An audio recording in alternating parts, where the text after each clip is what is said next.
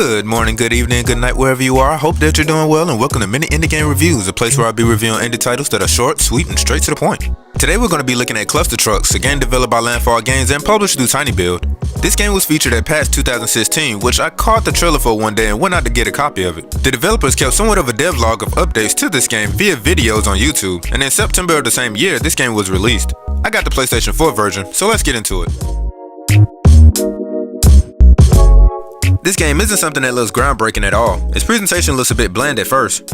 But then later on you'll encounter things that due to the creative and chaotic level design will have the player in the air seeing nothing but epic and what the fuck moments. Most stages possesses a level of space and verticality that is quite impressive even though you're too busy trying not to fail a level. The different stages this game will have you going through has various themes that goes along with their individual gauntlet of levels. Now the question is, does this game look good? Yes. Is it the best of the best? Nah, not really when it comes to the visuals, but then there are certain games that's out there that pretty much is fun, even though it doesn't look like it's state of the art. Oh, and I can't forget there are like two particular levels that are centered around certain holiday themes. The first one is Halloween and the other one is Christmas. The Halloween levels tries its attempt to be spooky, and as for the Christmas levels, I like to call it the trials of the PS5, when you have to dodge dangerous anomalies to procure a win during the holiday seasons.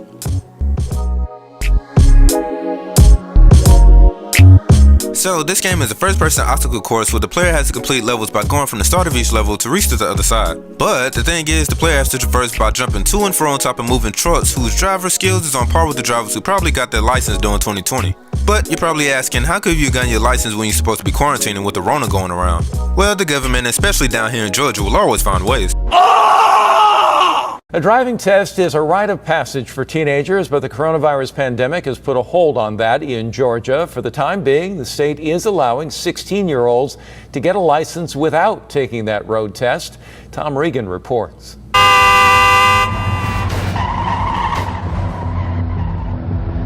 If you ever wanted to imitate that scene from the Wonder Woman trailers, this game is for you. The only catch is that if you touch the ground or anything else that's other than the truck, you'll have to restart the moderately short level. But don't worry though, failing is a part of the fun actually, and you are gonna fail a lot. I mean, not to be pessimistic, but it is what it is. Trying to jump from these trucks with these friendly drivers who's obviously like, Jesus, take the wheel, take it from my hand.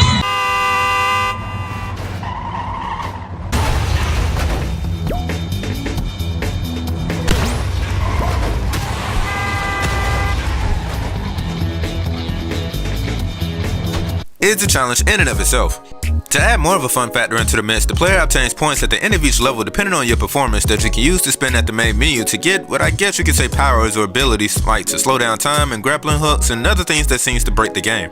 I mean, already when the player jumps, it feels like the laws of gravity is somewhat reminiscent of that on the moon. But as you play, the levels grow creatively and in difficulty the more deeper into the game you get.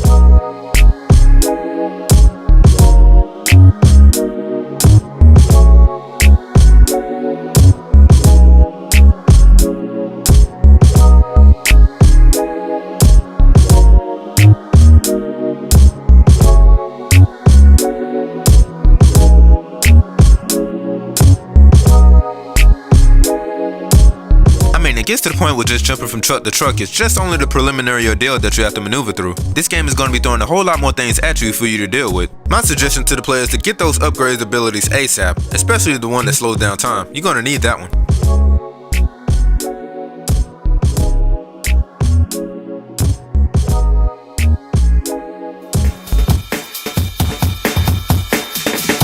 Music was done by Carl Floater and has a way of getting the player's heart pumping before facing off the absurd that is Clustertruck. Each level seems to have its own song that reflects the visuals and the themes of that level. For example, this arcade level has a song that does its justice with its melodic and semi-ethereal sound.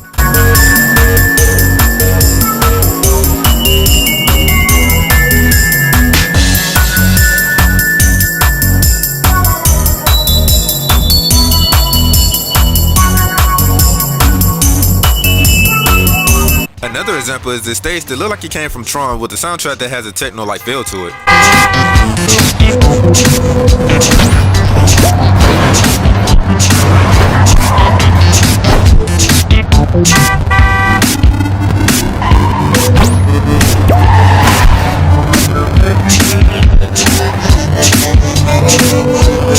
Carl has done music for other games as well, but primarily the ones that was created by Landfall Games, which is where he is currently employed at. You can check out some of his works by visiting his official website. Links to where you can check out the website and where you can listen and grab the OST will be provided in the description below.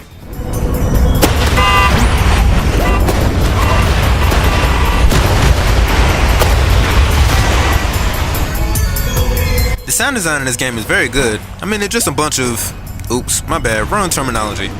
A clusterfuck of trucks beeping ridiculously, driving around with their loud screeching of the tires and crashing.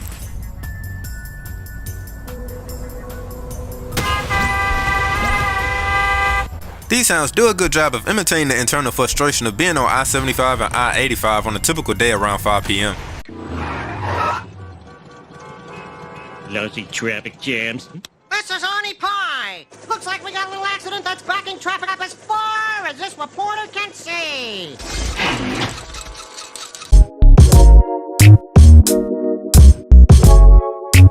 With everything covered, I'm going to give this game a 7 out of 10. This game is a nice experience to enjoy. It isn't complicated and it's made for casual gamers. Clustertruck keeps its focus on the player just moving and trying to get to the other side. The only few issues I probably have with this game is not knowing the weight or the size of the person I'm playing as. This was made known when I got to this laser stage. Here, my legs will get cut off by the lasers, which is technically impossible seeing as though I don't have any legs. I'm just a floating camera. Hell, I could be even one of those Mario camera guys for all I know. The other two issues that I have involves the placement of the controls. I wish there was some option where I can map the controls of the buttons myself, simply because it feels rather monotonous to move the way I would want to move.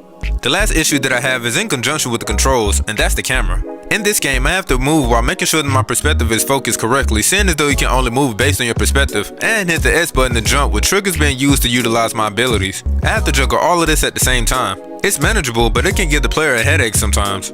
Other than Clustertruck, if you like this game, I would also recommend checking out the game Verlet Swing. In that first-person view game, you kinda swing around like Spider-Man. Just like Clustertruck, that game is simple within its premise, but it's also satisfying once you get it down pat. Clustertruck is now available for Xbox One, PlayStation 4, and Steam for Mac and PC for about $15. But to wrap it all up, is Clustertruck worth getting? I would say so. It's simply fun for me. It's all about trial and error. Also, before I go, just for kicks and giggles, Landfall Games released a trailer and a demo imitating another indie game called Super Hot. In that game, it's pretty much a first-person shooter and everything moves when the player moves. But instead of Super Hot, it was called Super Truck. Within that demo, it pretty much shared the same mechanic that I just explained, with the exception of course that it's not a shooter. But anyway, if you decide to pick this game up, let me know what you think in the comments below. But other than that, be safe out there, and peace y'all. And don't forget to like and subscribe. Hit up that notification bell, and I gotta go.